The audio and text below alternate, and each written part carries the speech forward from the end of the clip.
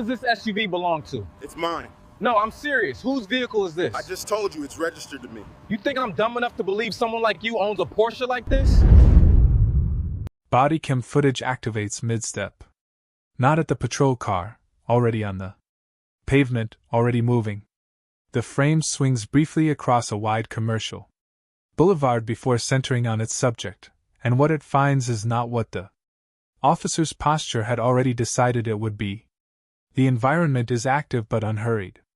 A mid-morning commercial district on the near edge of downtown, glass-fronted office towers, the low hum of ventilation systems, restaurant signage catching the sun. Foot traffic moves in both directions. A valet attendant in a burgundy vest crosses the lot. Behind the frame, 3 blocks of polished normalcy. And parked directly at the curb, in front of a high-end office building with brass lettering above its entrance, sits a black Porsche Cayenne. Engine off. Driver door closed. No hazards. No one circling it, no one peering inside. Standing beside it, unhurried, composed, is a man. Black male. Early 40s. Tailored navy suit, fitted at the shoulder, clean. At the hem. A watch on his left wrist that catches the light without trying. 2. Phone in one hand. Key fob in the other. He is not pacing. He is not scanning the street for an exit. His posture is the posture of someone who has arrived exactly where he intended to be and is simply waiting for the next moment to begin. Across the street, a patrol cruiser decelerates. From inside that vehicle, the visual reads differently. Luxury SUV. Black man. Stationary beside it. No immediate entry. No valet ticket visible from this distance. No plates run. And in the space where verification should begin, an assumption moves faster, fills the gap before procedure can, settles into certainty before a single fact has been checked. The cruiser pulls to the curb with a sharpness that is not quite a stop. The door opens. Bodycam jolts as the officer steps onto the pavement, and his posture, even before contact, even before a word, is already tense. Right hand drifting low. Shoulders forward. Eyes fixed. He does not offer a greeting. Does not introduce himself. Does not ask an open question. The first words out of his mouth are shaped like curiosity but land like accusation, demanding to know if the man is waiting for the vehicle's owner. The man lowers his sunglasses slightly. He responds with a single, even sentence. The vehicle belongs to him. The officer stops walking. Studies him. His gaze travels slowly from the man to the Porsche, then back. Something tightens in his expression, not surprise exactly. More like the particular friction of someone whose assumption has just been contradicted and who has chosen, in that moment, not to update it. Before we go any further, if you believe every person deserves to be treated with dignity regardless of what they drive, drop a comment right now and let me know where you're watching from. If this story already has your attention, hit like and subscribe, because what comes next is not just an awkward moment on a sidewalk. It is a reckoning. A reversal of power so complete it will restructure an entire department. And there is a twist buried at the center of this story that changes everything you think you know about how this moment ends. If you stand against profiling, this one's for you. Let's get into it. The officer circles toward the rear of the SUV, studying the plate as though the numbers might rearrange themselves into something incriminating. He examines the registration badge at the windshield. He walks the vehicle's length with the slow deliberateness of someone making a case, to the body cam, to the gathering peripheral awareness of nearby pedestrians, perhaps. Most of all to himself. He returns to the man and asks for identification and registration. There is no hesitation. The man reaches into the interior breast pocket of his suit jacket and produces both, unhurried, methodical, the movements of someone who has nothing to hide and knows it, who has produced documents. before in circumstances exactly like this one, and who has learned that composure, not confrontation, is the only language a moment like this responds to. The officer takes them, studies them longer than necessary. His eyes move between the license photo and the man's face with the practiced skepticism of someone looking for a discrepancy that isn't there. The registration matches. The name matches. The vehicle identification number matches. Everything aligns. And still the officer presses forward. He asks how the man came to own a vehicle of this value. He asks about employment. He asks why, if the building directly beside them is the man's destination, he has not simply entered it. Each question lands slightly harder than the last, less inquiry, more accusation repackaged as procedure. The man answers each one. His voice does not rise. His posture does not shift. He answers with the calm economy of someone who understands that losing composure in this moment would cost him far more than the officer's skepticism already has. A valet attendant, the same one in the burgundy vest, who had watched the Porsche arrive, who had directed it to this precise curb position, stops nearby and offers what amounts to a quiet confirmation. The vehicle was parked properly. Everything was in order when it arrived. The attendant speaks without being asked, the way bystanders sometimes do when they can see that something is going wrong in front of them and cannot quite make themselves look away. The officer dismisses it without turning. On the adjacent sidewalk, pedestrians have begun to slow. Not stopping, but slowing. Phones appearing at mid-chest level, screens angled, the particular body language of people who are recording something they are not yet sure they are witnessing but suspect they might be. The officer reaches for his radio. He frames the situation to dispatch as a possible stolen vehicle stop. High value asset, unconfirmed owner, subject declining to produce sufficient secondary verification. The language is procedural on its surface, but the sequence beneath it is not. The plate had not yet been formally run. No. Secondary verification had been requested before the escalation began. The order of operations, suspicion preceding process rather than following it, is itself a departure from the department's own protocols. Dispatch runs the plate. The return comes back clean. Registered owner confirmed. No flags. No alerts. The officer does not stand down. He pivots.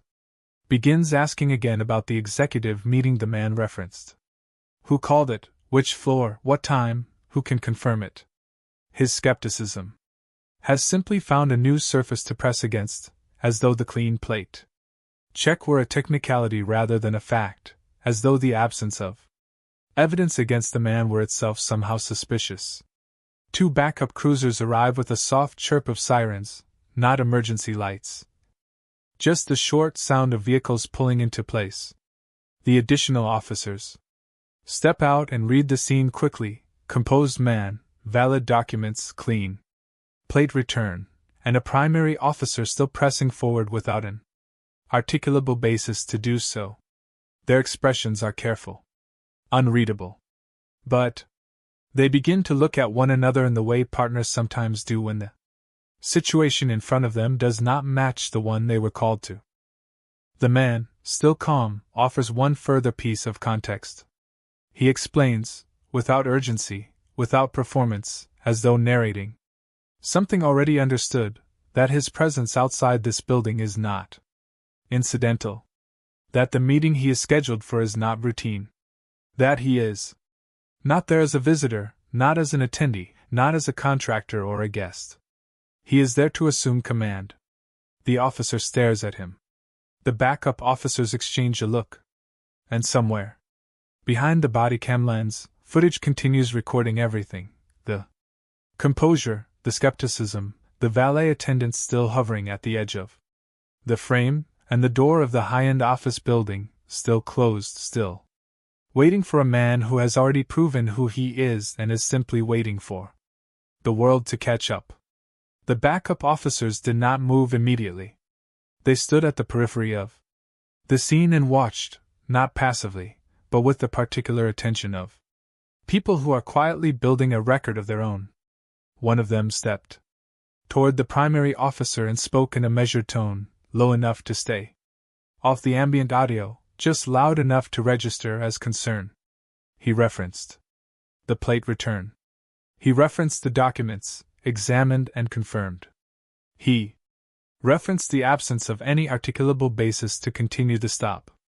The primary officer's response was to wave him off and reach for his radio again. He wanted deeper verification. Advanced confirmation.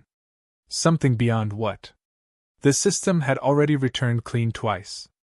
The backup officer took one step back. He did not argue further. But he exchanged a brief glance with his partner, and in that exchange, captured in bodycam footage from a camera angled slightly left of center, was something that would later feature in the administrative review summary, not insubordination, but the quiet recognition that the sequence of events no longer followed proper procedure. The man produced his credentials without being asked a third time. He drew them from the inside pocket of the same jacket, the one without a crease in it despite everything, and extended them toward the nearest backup officer, rather than the primary. The backup took them, opened the credential wallet, looked at the first card, then the second. He read both in full, not skimming, not confirming at a glance, but reading them the way someone reads a document when they want to be absolutely certain of what they are seeing before they say it aloud. He looked up. Something shifted in his posture, subtle but unmistakable. A kind of stillness that was different from caution. He passed the credentials to his partner without speaking. His partner read them and went still in the same way. The primary officer was still keyed into dispatch, still pressing for a secondary sweep on the vehicle, when the backup stepped toward him and spoke quietly into the space beside his ear, telling him, in a few words, exactly who was standing at the curb. The primary officer stopped talking mid-sentence. He turned slowly. He looked at the credentials now extended toward him. And he looked at them long enough that the silence around the scene, the suddenly quiet foot traffic, the valet attendant who had stopped pretending to organize anything, became its own form of pressure. Dispatch returned confirmation over the open channel. The name came through clearly enough that the radio's static couldn't blunt it. Commissioner Preston Roller, newly appointed Chief of Police. Command.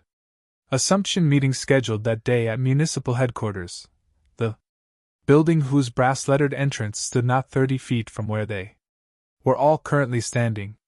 The silence that followed was not brief. It stretched across the sidewalk, across the gap between officers, across the space between the patrol cruiser and the man who had not moved from beside his vehicle, had not raised his voice, had not made a single gesture that could be described as anything other than composed. The building's entrance opened. Command staff appeared, 3 of them, in dress uniforms, moving with the brisk purposefulness of people who had been watching from a lobby window long enough to understand what they had just witnessed.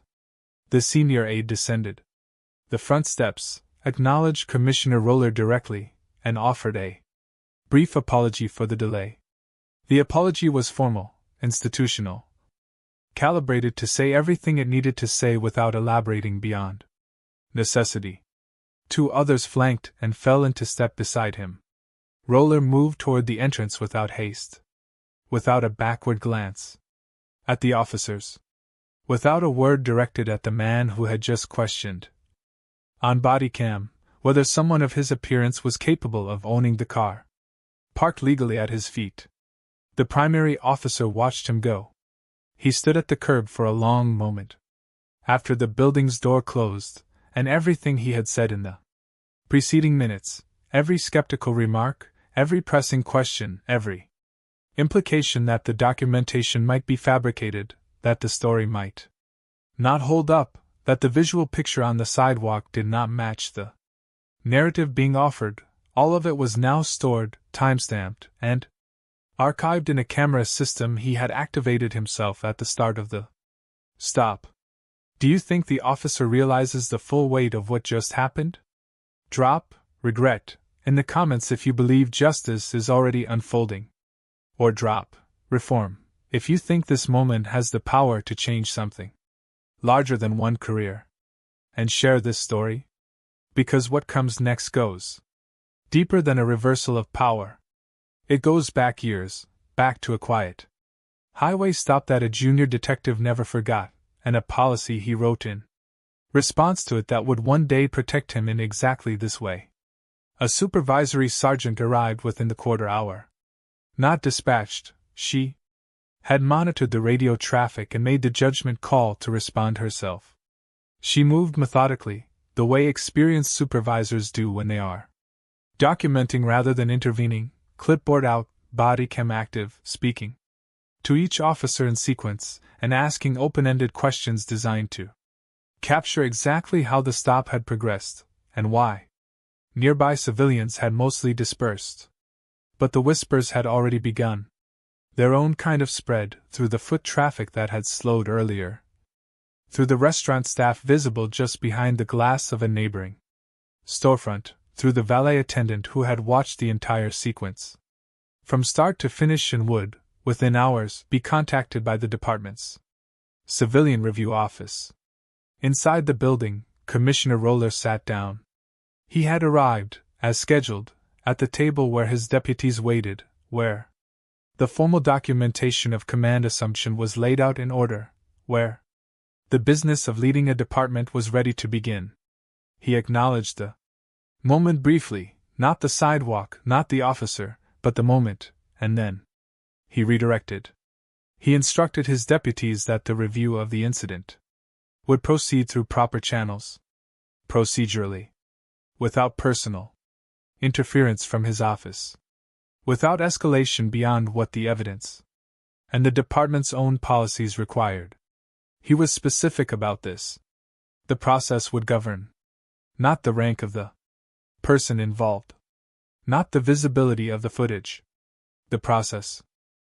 Outside, the officers began to clear the scene. The backup officers departed first. As the primary officer moved toward his cruiser, one of them, his partner from dozens of prior shifts, fell into step beside him for a moment, not long enough to be a conversation, just long enough to deliver a single observation quietly, without judgment, that the time to run the plate is before the posture, not after. The primary officer did not respond. He drove back onto the boulevard, merged with traffic, and disappeared into the rest of his shift. But the body cam footage stayed. It sat in the server, flagged automatically by the department's review software the moment the scene was cross-referenced with an active command assumption event, waiting with the patience of recorded evidence, which is to say, indefinitely. The footage was flagged within 48 hours. Not by complaint, though civilian inquiries had begun arriving at the department's public interface before the day was out, but by the department's own internal monitoring system, which cross-referenced bodycam events against significant operational dates. A command assumption meeting qualified. The algorithm surfaced the footage, attached the cross-reference, and forwarded it to the Internal Affairs Division with a priority designation that effectively removed it from normal queue and placed it on the desk of the division's senior analyst before the week was finished. The analyst watched it twice before beginning the transcript. Then a third time, this time with the policy manual open beside him, running the sequence of events against each procedural checkpoint the department's own guidelines required. The transcript that followed was 41 pages. It included timestamp annotations at 6 points in the footage where the officers' actions departed from the verification first protocol the department had adopted. Each annotation cited the specific policy subsection. Each one pointed to the same foundational requirement, that a stop escalate only after, not before, the available verification methods were exhausted. The case was elevated to administrative evaluation. The primary officer received notification on a Tuesday morning. He was directed to report to a fourth-floor meeting room, not an interview room.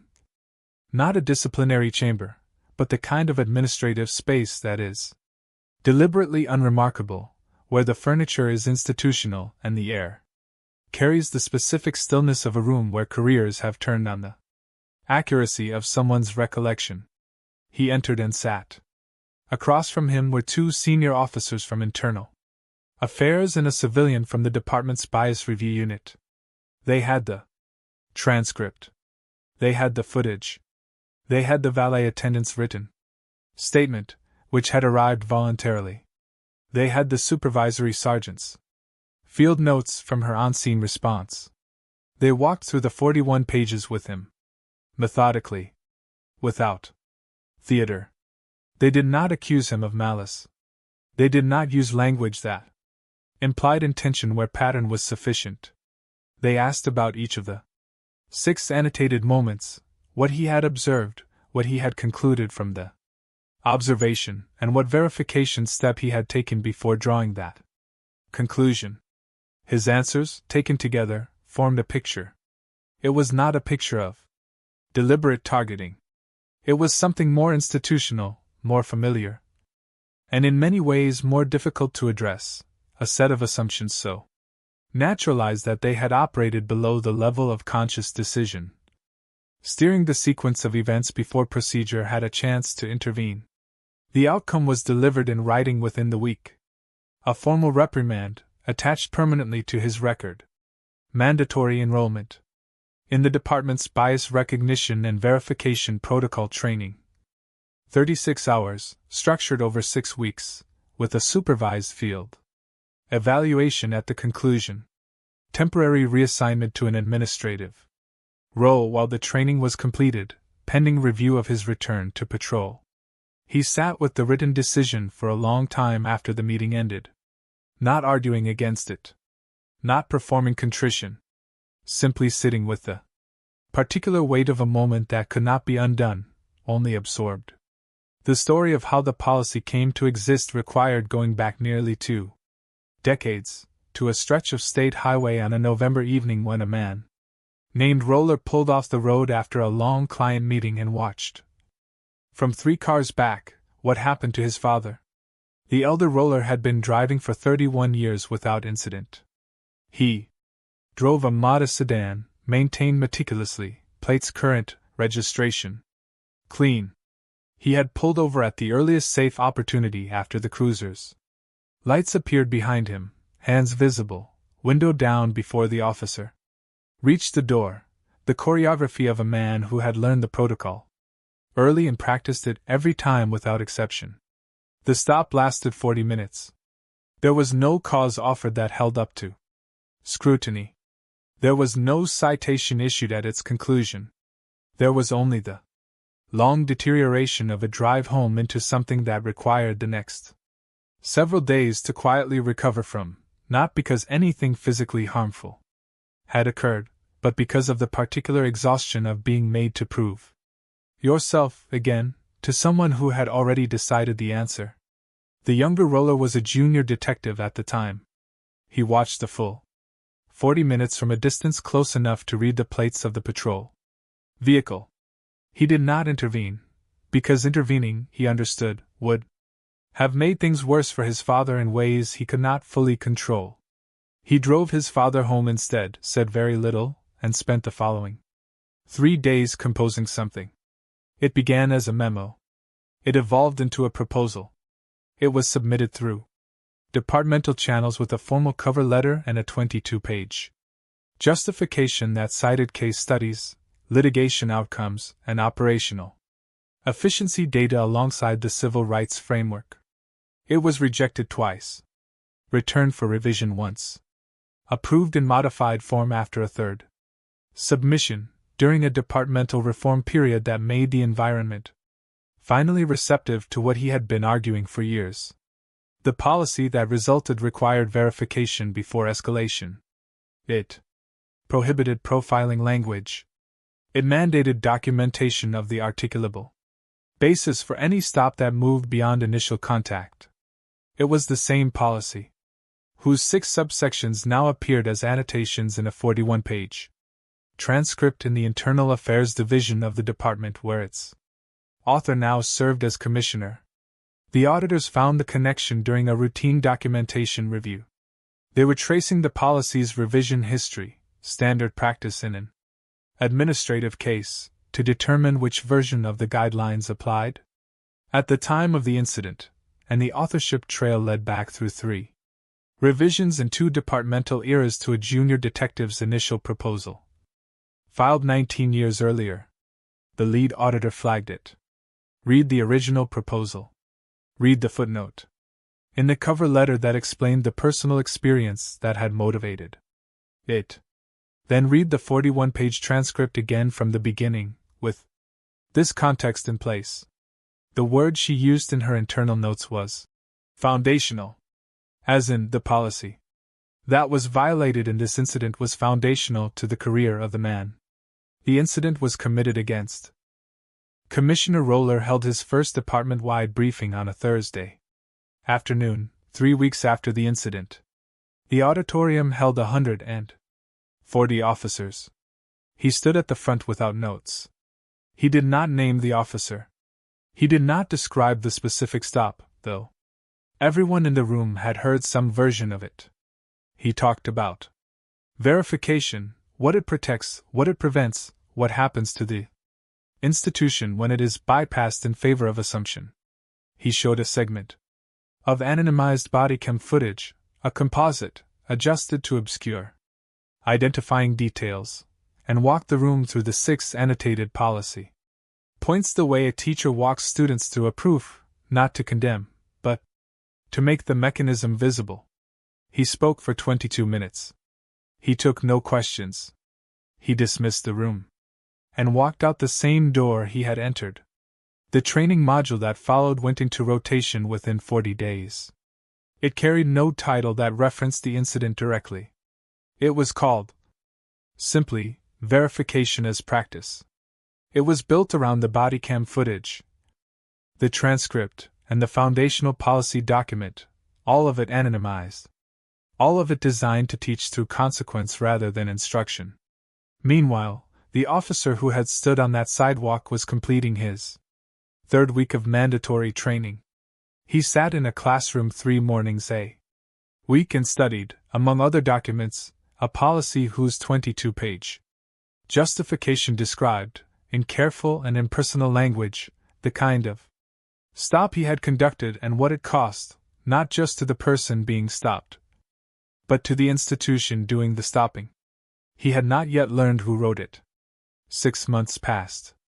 The department changed in the way institutions change when leadership applies consistent, procedural pressure from the top, not in a single visible act, but in the accumulation of smaller ones, a policy clarified here, a training module updated there, a performance review metric adjusted to weight verification compliance alongside arrest numbers. The changes did not make headlines individually. Taken together, they redirected something. The high-value asset stop protocol was the most visible revision. It had existed before in a general form, folded into the broader verification guidelines, but the incident had surfaced a specific gap. Officers were trained on what to do when a stop escalated, but not consistently on what to do in the window before escalation, when assumption moves fastest and procedure is most likely to be bypassed. The revised protocol filled that window with required steps, 4 of them, mandatory, sequenced, documented. The training materials built around the anonymized footage now circulated beyond the department itself. A regional law enforcement consortium requested a copy for their annual bias recognition curriculum. A university's criminal justice faculty incorporated the transcript into a semester-long case study on institutional accountability. The bodycam footage, 41 annotated minutes of a sidewalk stop that had lasted less than half an hour, became a teaching document in 12 jurisdictions before the year was finished. Commissioner Roller did not publicize any of this. He continued to arrive at headquarters in the black Porsche Cayenne, parking it in the same reserved space beside the building's entrance, not as a statement, not as a provocation, but with the same unremarkable routine of someone who parks where he parks because it is where he parks. The building's brass lettering caught the morning light the same way it had on the day he'd arrived. The valet attendant in the burgundy vest was still there on most mornings, and on the rare occasion their paths crossed near the entrance, he offered a nod that carried the quiet weight of shared memory. Roller returned it without slowing. Inside, his days were structured around the procedural work of institutional leadership, policy review cycles, community liaison meetings, budget sessions, where the allocation of training hours was argued over with the same seriousness as equipment procurement. He attended all of it. He read the briefing documents himself rather than relying on summaries. He asked follow-up questions that revealed he had read them closely. His deputies had adjusted to this within the first month, had learned that the new commissioner was not performative about process. He meant it. The officer returned to patrol in the 5th month. His reassignment back to active duty followed a supervised field evaluation that his training supervisor described in writing as completed satisfactorily, with demonstrated improvement in initial contact protocol and verification sequencing. The evaluation was careful in its language, neither effusive nor merely adequate. It was honest, which is what a document attached permanently to a personnel file should be. His first week back on patrol, he conducted 11 vehicle stops.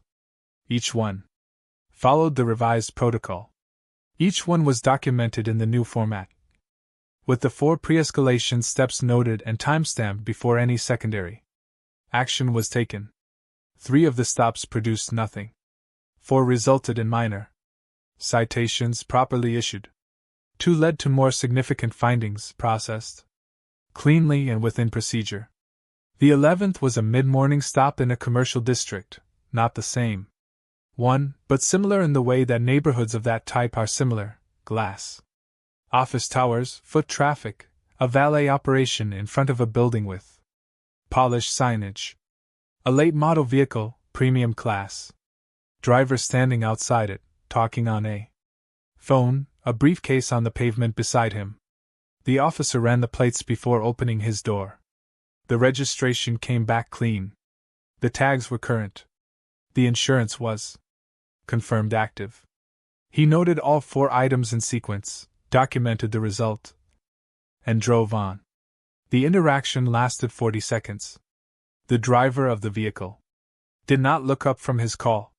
The bodycam recorded 40 seconds of standard verification and an uneventful departure. That documentation, that 40 seconds, would never appear in a transcript.